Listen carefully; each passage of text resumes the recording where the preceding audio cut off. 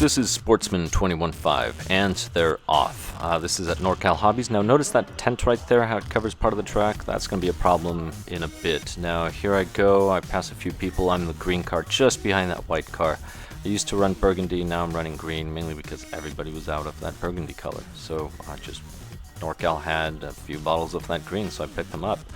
I've been having some fun. I actually discovered that one of my little aluminum steering bits was broken, so I wasn't fully steering one way or the other. One of the arms is kind of chewed. I'm making up excuses right now for why I lost. I started off at 7. I'm actually going to end up at 7. I was door to door, but here we will go, and I mean you can go slow-mo and you'll see. But the first laps, that's generally what makes or breaks the race, to be honest. I mean, a lot of people lose the race on the first lap. You're never going to win it on the first couple laps, but you know, it happens. But here I am, and my left turns are horrible, and that's actually the side that's really bent. I didn't realize it though until much after. Actually, the guy to the left of me, really cool guy, he's an amazing racer, he's very, very good. He came from off-road, so this is his first series on-road, and he's lapping everybody. He did podium. Thank goodness he podiumed, because I almost screwed up his race, and that's going to come up, and I am going to make a little note on there.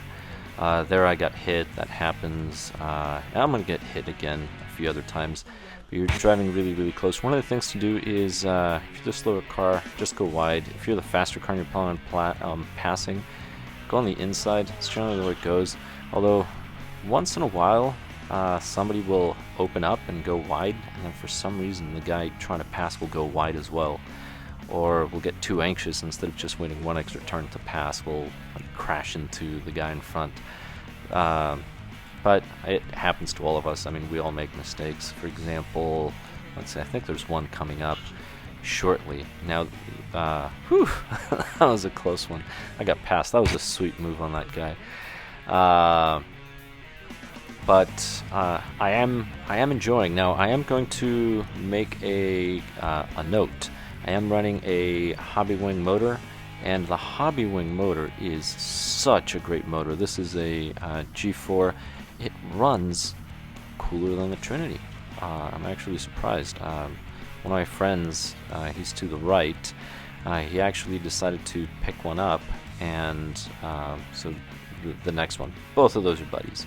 He picked it up and he was surprised of the temperature difference. Now this is where I make a dumb move. So if you look at my car, I'm going to clip that little corner right there, but then it's going to go over here, and because of the tent I can't see, so I actually lean over. I was very close to screwing up my buddy's race here on the left. Really cool guy. He kept his cool. So I actually had to duck to look at the car. That was a total of 6 seconds that I lost during that moment. So really quick, never lean over. It happens. There was another race where somebody leaned over to my right and then I couldn't see, but that's a different story. Point is, it happens time to time. Just be very careful for a variety of reasons. One, if, for example, guy left, guy right, depending on where they are, you could block their field of sight. And if you block their view, they could crash. And if they were hoping for podium or making that move, you just screwed up the race. So I almost screwed up his race doing that. The other thing too is, let's face it, it's dangerous. I mean, you can fall over. I wasn't worried about falling over, but that's why, you know, once it clicks and realized, I ended up just ducking, and then I was able to see the car. But I couldn't see the car because of the tent, which usually it's not a problem, but my car just happened to land under it and I couldn't see it. Maybe next time I could just sit down, hang my feet, and not worry about it. A few recommendations too.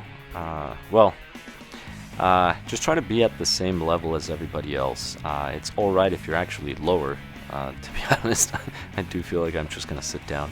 But if you have somebody that's, for example, a foot lower than you with a big giant hat, I generally wear a big giant hat. I'm not wearing one when I use the GoPro. But the visor can actually block your view as well, so you have to be strategic of where you stand, especially if you end up qualifying toward the front. If you qualify toward the back, then, well, I guess you don't have that many choices, because you're going to be toward the end. But that being said, because of those mistakes, I end up getting, believe 7th. So whatever position I started in, that's where I end up. But I got hit. He's making it right. Not a big deal. Yeah, that was funny. Maybe we all crash again. Luckily, nothing broke, right? And whatever was bent was already bent. But those are things to keep in mind. I do like my Xray X4. I think it was a great purchase. I like the engineering, the way it's designed. It is very robust, and if you consider some of the crashes that I've taken, I mean, that thing has been taking a beating. I just have to go through it with a fine comb and just double check everything, inspect everything. But that's the race. Thank you very much for watching, and I'll catch you in the next one. My cars are green now.